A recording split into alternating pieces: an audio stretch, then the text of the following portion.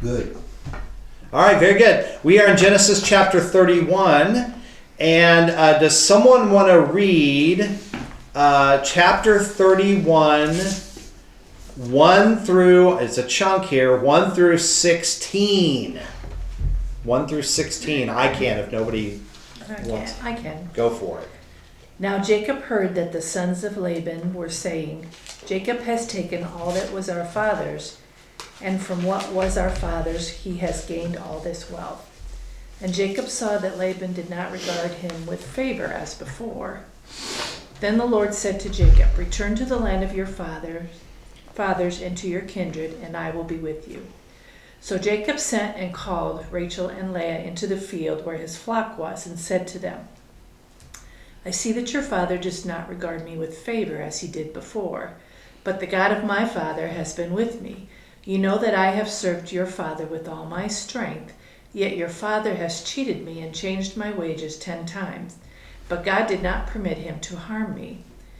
If he said, the spotted shall be your wages, then all the flocks bore spotted. And if he said, the striped shall be your wages, then all the flocks bore stripes. Thus God has taken away the livestock of your father and given them to me. In the breeding season of the flock, I lifted up my eyes and saw in a dream that the goats were mated with the flock. The goats that mated with the flock were striped, spotted, and mottled. Then the angel of God said to me in a dream, Jacob. And I said, here I am. And he said, lift up your eyes and see, all the goats that mate with the flock are striped, spotted, and mottled, for I have seen all that Laban is doing to you. I am the God of Bethel, where you anointed a pillar and made a vow to me. Now arise, go out from this land and return to the lands of your kindred. Then Rachel and Leah answered and said to him, is there any portion of inheritance left to us in our father's house? Are we not regarded by him as foreigners? For he has sold us, and he has indeed devoured our money.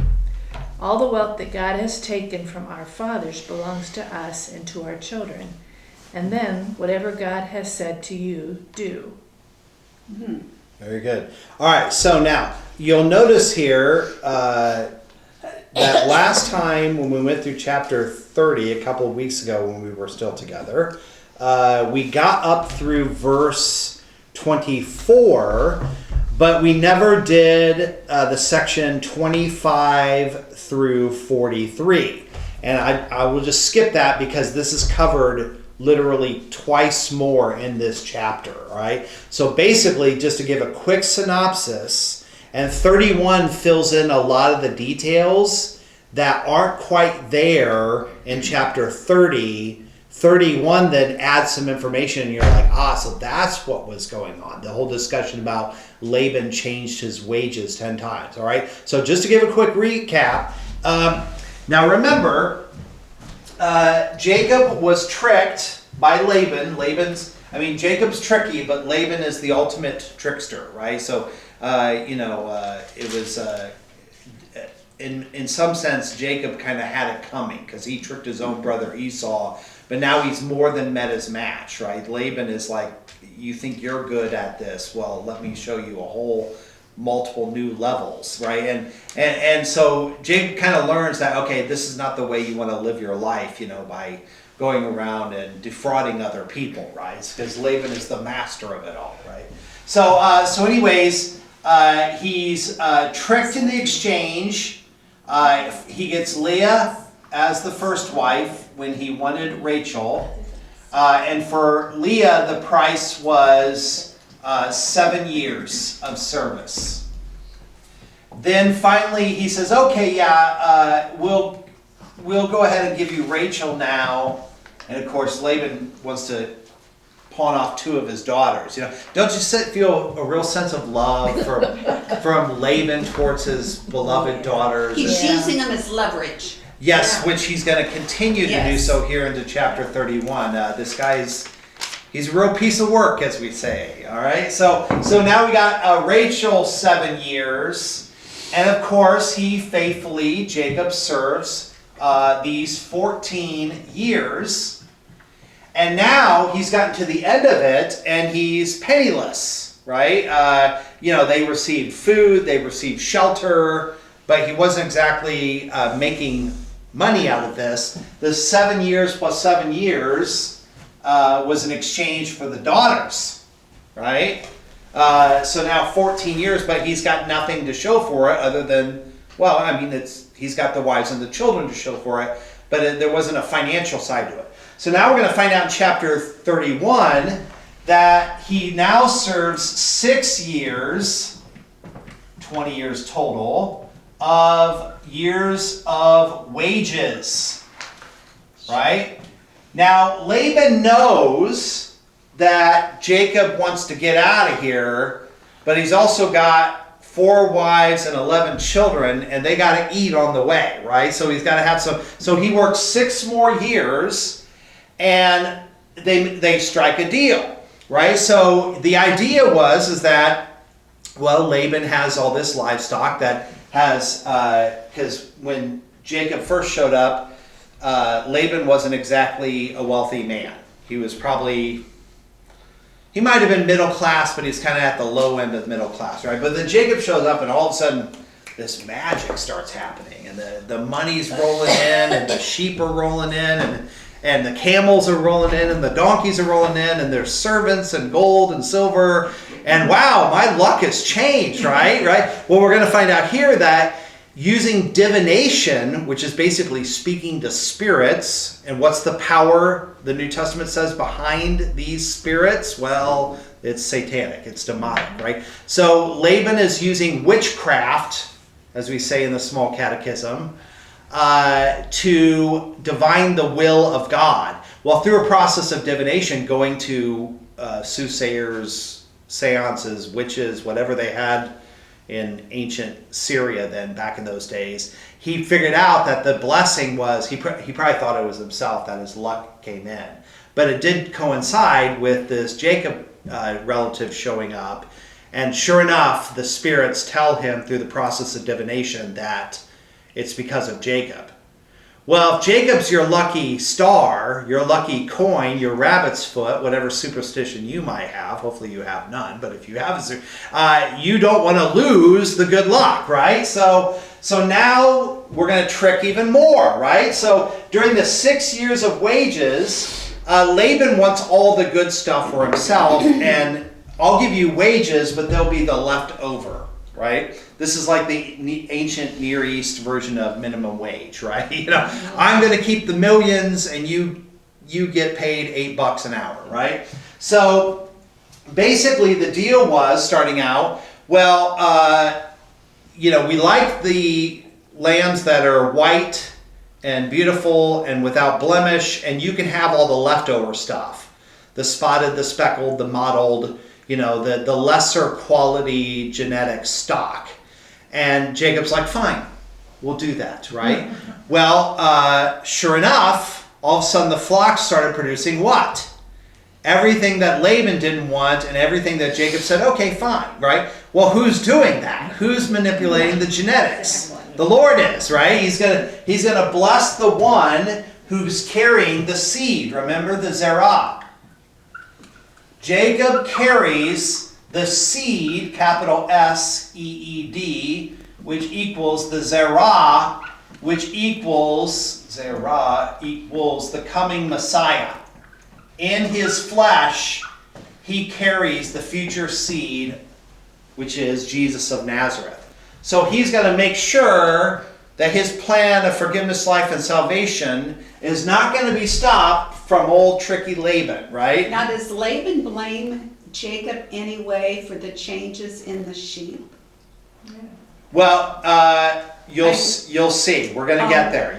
He's not real thrilled about how things were really good. That's what I mean. Well, we all kind of experience that a little bit. I mean, when things are going your way in life, you're like, oh yeah, this is the best, and we're on a mountaintop, and everything's awesome. And then all of a sudden, life throws you the curveball, maybe a second curveball, and the third, and what was once great, now you feel like you're in the pit of despair, right? Yeah. Well, Laban is experiencing that right now. Now, all of a sudden, everything is shifting towards, well, part of the reason why it's shifting towards him is because, as we find out from these first 14 verses, 10 times Laban changed the deal. Now, have you ever had a boss like that? You probably wouldn't stay with them for very long, right? You can maybe put up with a boss, excuse me, tickle. You could put up with a boss that might change the deal once or twice. But after about the third or fourth time, you'd be like, oh, okay, this guy's just crooked, right? Well, Laban is the ultimate crook, right? He changes the deal 10 times over the course of these 6 years of wages. So if you add that up, that's every few months he's changing the deal, right? And Jacob doesn't have any power in this situation. So he's like, okay, but the power that he has, oh, I need a drink. The power that he has is Yahweh. And sure enough, what happens? Every time Laban changes the deal, God changes the genetics. And right, and in the ancient world, they would have a witness. Your relatives would bear witness to a contract, right? So it's not like this is like he said. Others know about the change in the deal. And so when he said, okay, you get the spots now and I get everything else, and all of a sudden the streaked and the mottled show up. And he's like, foiled again, right? And it's like Scooby-Doo when they pulled the mask off. And I would have gotten away with it if it was for you darn kids. I'm curious, it talks about when Leah and Rachel answered him and said, is there any portion of the inheritance left to us in our father's house? Could the women inherit from their father too back then? Or is it us meaning Jacob? Well, they've seen the raw deal that's going on here. Mm-hmm. And you'll see it's about to get even more tense here in a moment.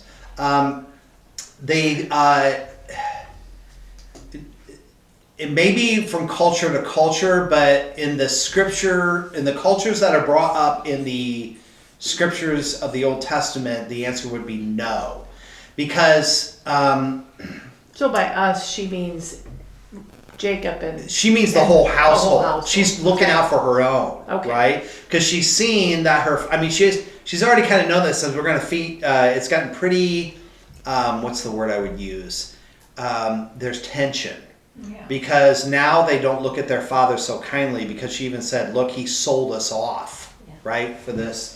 And now he's trying to rob us, right? Because they've got a stake, they've got an inheritance in their sons and their children. They're also married to Jacob. Yeah, and they see how their household, their future is being stolen by their tricky dad, right? And so there's a lot of tension going on here. So she's speaking of the entire household, yeah. I mean, because typically in the ancient world, the firstborn son would inherit. But of course, in Abraham's system, you remember earlier that he was worried that Eleazar of Damascus could even. Now, if you became an indentured servant and you were the lead indentured servant, and they had this whole process, this contract thing, you were part of the household. You may not have been genetic family, but you were part of the estate, part of the household. And so basically, if Abraham and Sarah would not have had a genetic offspring, then the chief servant then becomes head of the household, and he carries on the household, right?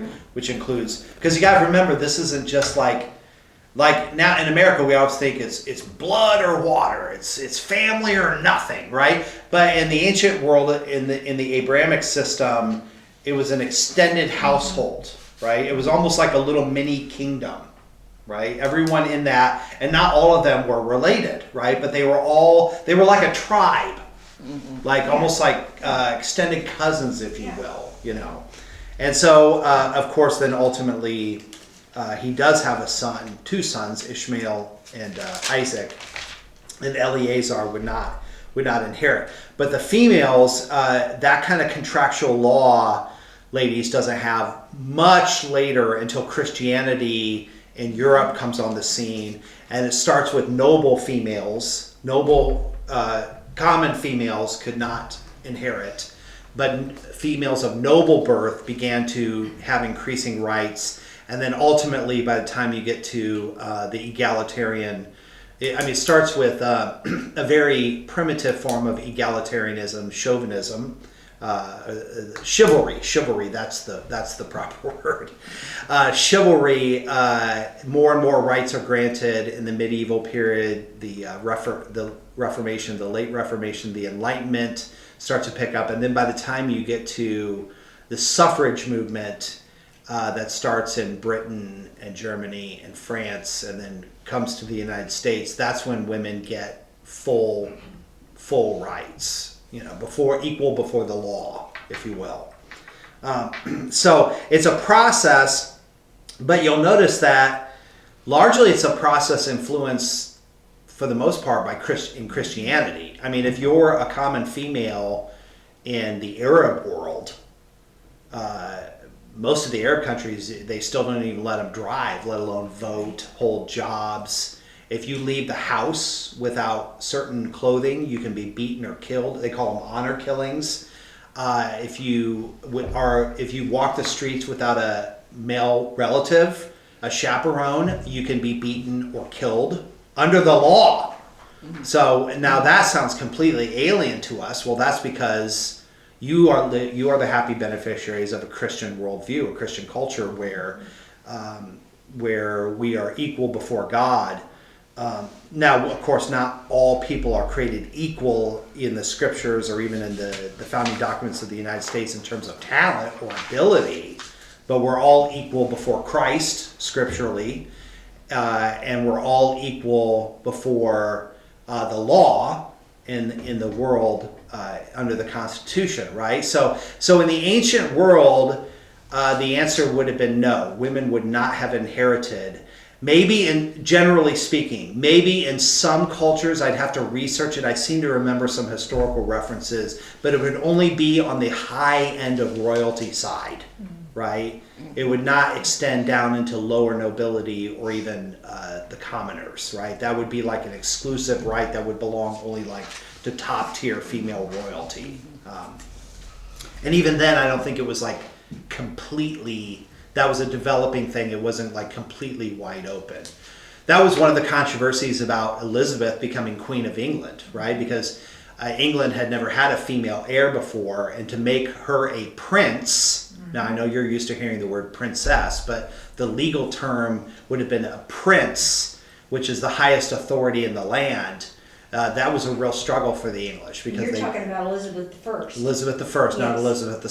Yeah, Elizabeth II. Yeah, daughter of Henry VIII. So through Anne Boleyn, the one who got her head chopped Yep, off. Yeah, yep, chopped very off, good. The first, I should say, the first guy that got her head chopped. There were others. All right. Yes. He had 6 wives. Only one survived. Yes. All right. All right. So, anyways, that's kind of beside the point. So, anyways, There's here a song for that. Do you remember that? Yeah. Henry VIII died. Yeah. Okay, sorry. It just filled my brain, and I'm like, I'm going to be Yeah. She singing had that all to day say long. it. Yeah, Kim had to say it. So I know I had to share that, so I wasn't the only one. You got to do it with my the English brain. Henry VIII. Oh, yeah. Oh, yeah. However they do that. Get a good Cockney accent Yeah. going. All right, so now we find out there's 20 years he's been over in this place.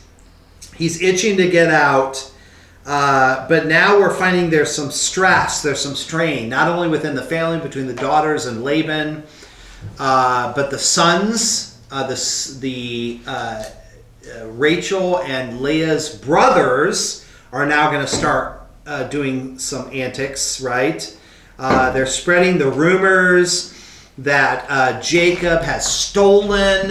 I mean, as soon as you start using language like that, you're stirring the pot, right? He's stolen our father's wealth, which of course is their wealth. So now we're seeing there's competing interests going on. And of course, the problem is that Laban's in is that his sons can run their mouths on the side over here, but he's got public witness of contract. They would go stand in the gate of the cities and the towns, and there would be others that would be called to witness in trials about so they can spread brush fires and rumors behind the scene, but contractually speaking, he can't stand up and show that there's been any cheating going on. He's the one who's aggressively changed the terms and conditions for all of you who don't like to read your cell phone contracts. I agree, right? Yes, Jacob is reading all those terms and conditions, right? And so is the Lord. And the Lord is working it all out in Jacob's favor because, not only because he carries the seed, but also because of the injustice that Laban is trying to pull off here, right? So now, let's go to verse 17. So Jacob arose and set his sons and his wives on camels. Now they're gonna take off, right? They're gonna try to make a run for it. He drove away all his livestock, all his property that he had gained, the livestock in his possession that he had acquired at Padan Aram, and to go to the land of Canaan to his father Isaac. Laban had gone to shear his sheep, right? So Laban's like, yeah, I'm going to go shear the sheep. And he's like, hey, that's great. That's a good idea. You go do that. Boom. Head the other direction, right? So he did have a few sheep. Yeah. Oh, yeah. I mean, all of this dramatic, I mean, let's say it was like 50-50. Who knows what the exact percent. True. But let's say it's 50-50. But both Laban and the sons think it's all belongs to them. They look at him like he's a servant, right? And it's something to be controlled. If you can control him, if you can keep him in the camp, the blessing will keep happening. We'll be the primary beneficiaries of it, but they don't really care about Jacob, let alone their sisters, right? This is about the men and their wealth and the power and the control, just like the rest of the world, right? That's the way it is, right? So, verse 19, Laban had gone to shear his sheep, and Rachel stole his father's household gods. So I'm assuming that's idols? Yes, Yeah. idols. But I wonder why. Didn't they all believe in Yahweh? Well, we'll get to that. And why would she steal why would demon she? idols? Yeah. Well, we're going to get to that, right? Okay. And Jacob tricked Laban, the final trick, right? He thinks he's going to steal away. And not telling them that he intended to flee. And he fled with all that he had and arose and crossed the Euphrates. So he's headed west. Go west, young man, right? And he set his face toward the hill country of Gilead, right? Which is going to be to cross the Jordan and get into the mountain country in which he was raised, the house of his father, where he could be protected. But the problem is that militarily, for all of us guys who served in the military, is if you're going on a forced march with women and children and the sick and the old across You're not going to desert, make very good time. you're not going to make good time, right? But he's trusting in the Lord, and he's hoping that he can get away, right? And when it was told to Laban on the third day, it's like, well, a 3-day head start, that's plenty of time, right? Not if you're towing women and children and old and sick and everything else. He took his kinsmen, so now they're going to travel light and fast, right, with him, and he pursued Jacob for 7 days. So the 3-day head start was good, but not good enough, right? And followed close after him into the hill country of Gilead. So he went all the way, a week's forced march, and got all the way into the north country of what we would call Israel.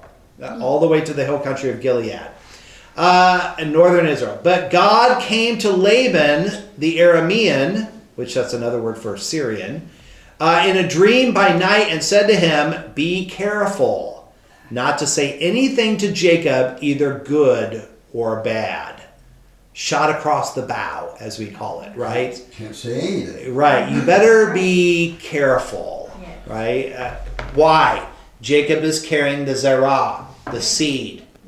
All the entire lineage, the 12 tribes of Israel, the whole 9 yards, right? Plus, quite frankly, the Lord doesn't like Laban a whole lot. You better be careful. What? Yes. So did Laban realize that was God talking to him? Oh, yeah. Oh, yeah. Yeah. We'll find out here in a moment. And Laban overtook Jacob. I'm sure the imagery was quite, it was not your normal dream, right? And Laban overtook Jacob. Now Jacob had pitched his tent in the hill country, and Laban with his kinsmen pitched tents in the hill country. And so it's like they're across the valley from one another. They can see each other. And Jacob's like, oh no, right? And Laban said to Jacob, what have you done? This is all your fault, right? That you have tricked me. All right, this is the pot calling the kettle black. And driven away my daughters like captives of the sword. Right? The previous daughters that he sold for 14 years of, Now he suddenly cares, right? Prized You've daughters. stolen them from me, right? Why did you flee secretly and trick me? Here we go again. And did not tell me, so that I might have sent you away with mirth and songs and tambourine and lyre, right? Lyre. I would have thrown a big party. Would have been Yeah. a giant celebrate. What do you think that's true? No. I think the don't liar, I think so. the liar part. Yeah, I think- Different spelling. Spelled a little differently. Be careful, Laban, all right? And why did you not permit me to kiss my sons? So now it's not even Jacob's sons, it's my sons, right? And my daughters, farewell. Now you have done foolishly. So he is talking. Yes, Yeah. yes. Yeah, He but he's disobeyed got to God be directly. super careful, Yeah. as we will continue to find out. It is in my power to do you harm, right? Oh. Because he's got this strike force with him, probably squad or 2 squad size. He can basically kill Jacob and take back all his stuff. But the dream, I think he had every intention of doing all of that and more, if not for the dream.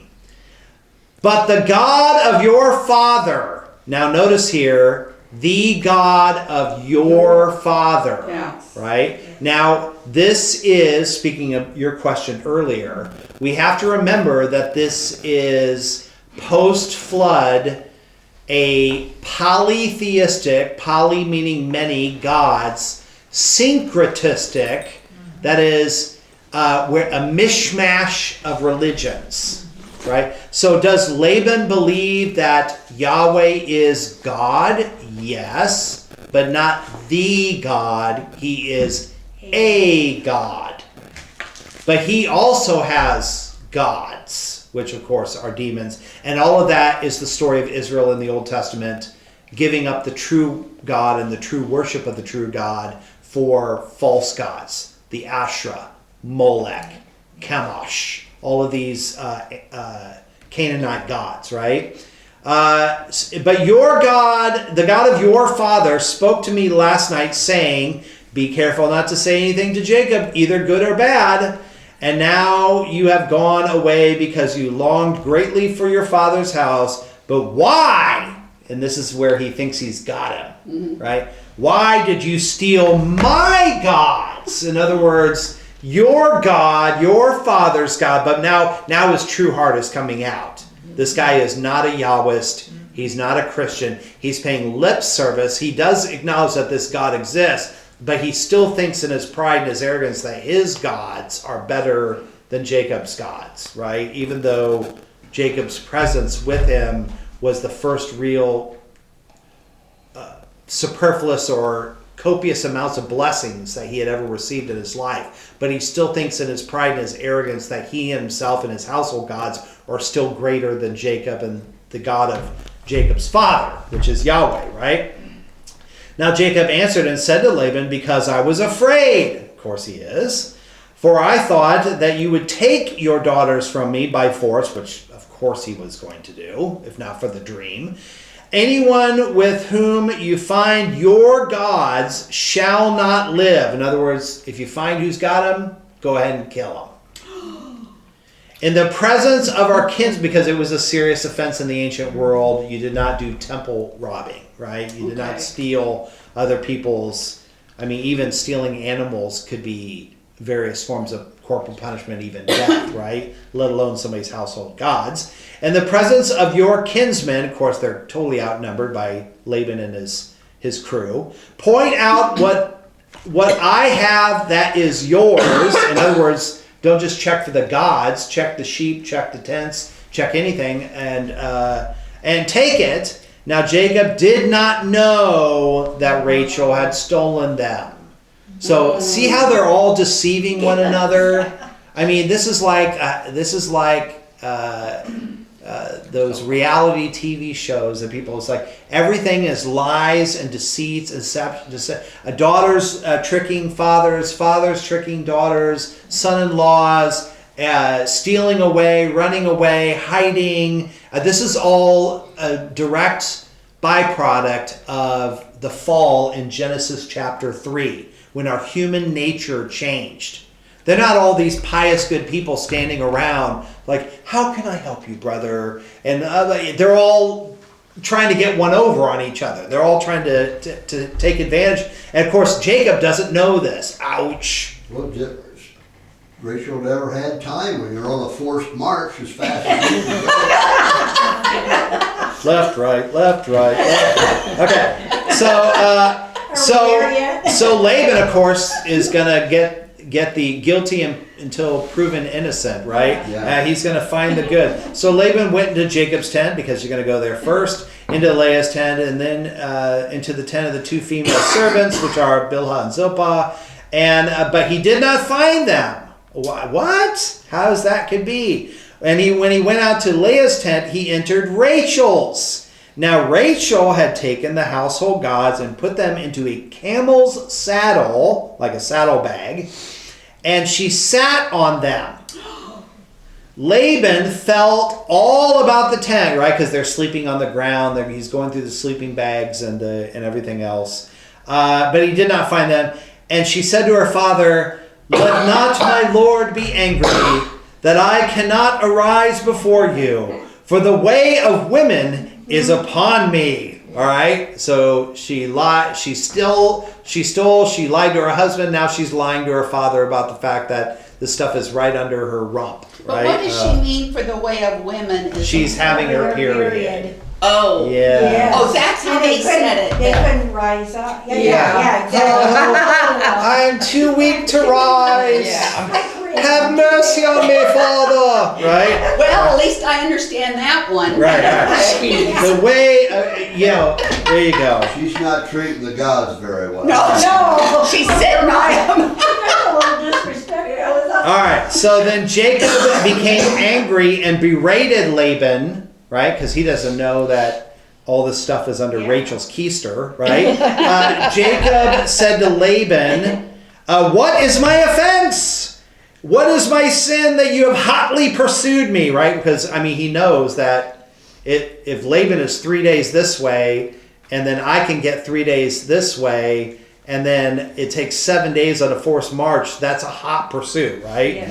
It's like the Dukes of Hazzard, but in No the fast ancient car. world, right? Yeah. Yes. All right, so hard chargers. For you have felt through all my goods, and you have found... what have you found of all your household goods? Set it here before my kinsmen and your kinsmen, that they may decide between the two of us. There's that ancient witness, right? Which is good to have.